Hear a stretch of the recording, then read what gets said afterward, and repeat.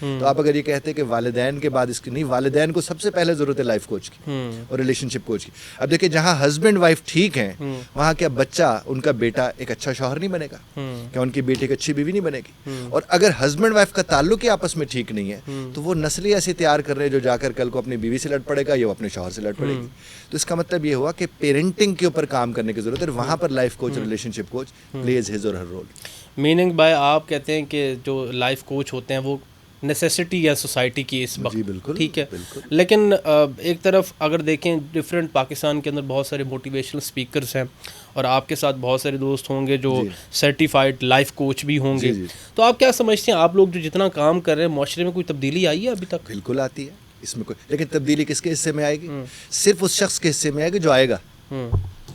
Problem अब देखिए motivational speaker के ऊपर क्या लोग इल्ज़ाम लगाते हैं कि जनाब ये वैसे तो आग लगाते हैं, बाद में कुछ नहीं होता। बाद में काम उनका करने का है भी नहीं ना, उनका काम तो वही आग लगाना था। अब उसको अच्छा, कैरी तो मतलब आप ये करना कह रहे हैं कि आपके पास कोई आएगा तो उसमें कोई तब्दीली आएगी।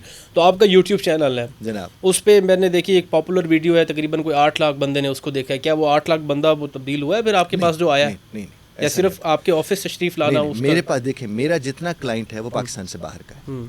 अच्छा, वो जितना क्लाइंट है वो यूट्यूब की वजह से आता है। जाहिर है कि उसकी ज़ात में कोई फ़र्क पड़ा होगा तो वो आया होगा ना। अच्छा, फिर उसके बाद कई लोग ऐसे हैं जिन्होंने यूट्यूब नहीं देखी लेकिन वो मेरे पास हैं चूँकि वो नतीजा देख के बैठे हुए थे। अब देखिए मसलन अगर आप मुझसे मिले हैं और आपकी ज़िंदगी में कोई तब्दीली आई है, अब ये ज़रूरी नहीं कि आप यूट्यूब पर जाके मुझे रेकमेंड करेंगे। आप वैसे अपने दोस्तों से कह देंगे यार एक साहब है, मैं उनसे मिला हूँ, मेरी ज़िंदगी में ये तब्दीली आई तो आप उनसे मिलकर देख लीजिए। ये तो सारा माउथ मीडियम के साथ। अच्छा, ज़्यादातर फिर आपके आप बता रहे हैं कि बहुत सारे आपके पास लोग आते हैं थ्रू यूट्यूब या इंटरनेशनली, क्या तब्दीली आपने कोई मोटी मोटी तब्दीलियां बताएं कि एक बात अर्ज़ करूं, हम लोगों के पैटर्न पे काम करते, बल्कि आपके इस चैनल के ज़रिए मैं ये बर्स भी करना चाहूँगा। एक चीज़ मैं आपसे अर्ज़ करता हूँ कि जो अगर हमारे जितने भी लोग सुन रहे हैं अगर वो इसके ऊपर अमल कर लें तो बहुत से रिश्ते उनके ठीक होना शुरू हो जाएंगे। आपको याद होगा कि पैराग्राफ हमें याद कराया जाता था 9वीं 10वीं में 8वीं में। अच्छा, पैराग्राफ के कंपोनेंट्स होते हैं कुछ 6 के करीब, 5-6 कंपोनेंट्स उसके होते हैं। उसका जो पहला एरिया होता है वो होता है टॉपिक सेंटेंस, उसके बाद आता है मेन आइडिया, फिर स्पोर्टिंग डिटेल, फिर main idea to supporting detail और कंक्लूजन, ये होता है। ठीक है। मैं जब कपल्स आते हैं, ये पेरेंट्स आते हैं, ये जो लोग जॉब वॉब कर रहे आते हैं, मैंने कहता हूँ कि अगर आप गुफ्तगू इसके मुताबिक करना शुरू कर दें आपके रिलेशनशिप वैसे ठीक होना शुरू हो जाएंगे। अब मैं चूंकि हम रहनुमाई कर रहे हैं, गुफ्तगू सबसे बड़ी चीज़ है, ठीक है, कम्युनिकेशन, ज़बान का इस्तेमाल, कम्युनिकेशन है और कम्युनिकेशन में भी उसका स्ट्रक्चर होना।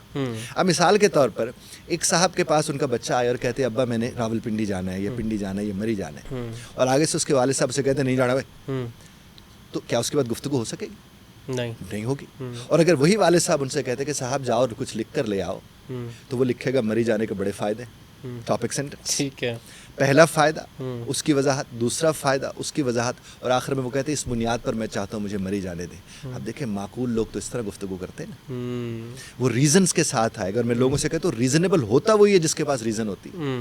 अब यहाँ पर उसने अपनी राय पेश की ख़ास सलीके से, अब उसमें कोई लड़ाई झगड़ा नहीं होगा, और उसके बाद क्या वालिद साहब बेशक इनकार करें, वो उसे ऑन दी अदर हैंड लगा के इनकार कर सकते हैं कि भाई दूसरी तरफ इसके नुकसानात भी हैं, पहला नुकसान ये है उसकी वजाहत, दूसरा नुकसान ये है उसकी वजाहत, और इस बुनियाद पर मैं चाहता हूँ कि तुम मत जाओ। तो दोनों के दरमियान 2 से 3 मिनट के अंदर गुफ्तगू मुकम्मल होगी और दोनों का दिल ख़राब नहीं होगा। इस तरह अगर हस्बैंड वाइफ, अब अगर बेगम साहबा से साहब कहते कि इधर आओ और मुझे तुमसे बात करनी है तो मुँह ना बना लें, ठीक है, तो मुझे बताइए क्या ये जो एक जुमला है मुँह ना बना लें, इसके बाद पैराग्राफ बन सकेगा? नहीं, बिल्कुल भी नहीं बनेगा। और अगर वो उनसे कहते कि इधर आओ मुझे तुमसे बात करनी है बेटी के फला जगह रिश्ते के हवाले से, और फला जगह रिश्ते करने का पहला फ़ायदा ये है उसकी वजाहत ये है, दूसरा फ़ायदा ये है उसकी वजाहत ये है, और इस बुनियाद पर मैं तुम्हें कह रहा हूँ कि तुम फला जगह मुझे बेटी की शादी करने दो। और अगर वो नहीं चाहती तो वो भी तो इस सलीके से बात करें, तो क्यों नहीं फ़र्क पड़ेगा? आप तो कह रहे हैं कि उनको फ़र्क पड़ा या नहीं पड़ा, मैं तो आपसे लगारी साहब ये अर्ज़ करूँगा कि जिसने ये बात सुन ली है वो 2-4 दिन इस तरह गुजार के देकर फिर वो देखे फ़र्क पड़ता है कि नहीं पड़ता है, तो क्यों नहीं फ़र्क पड़ता है?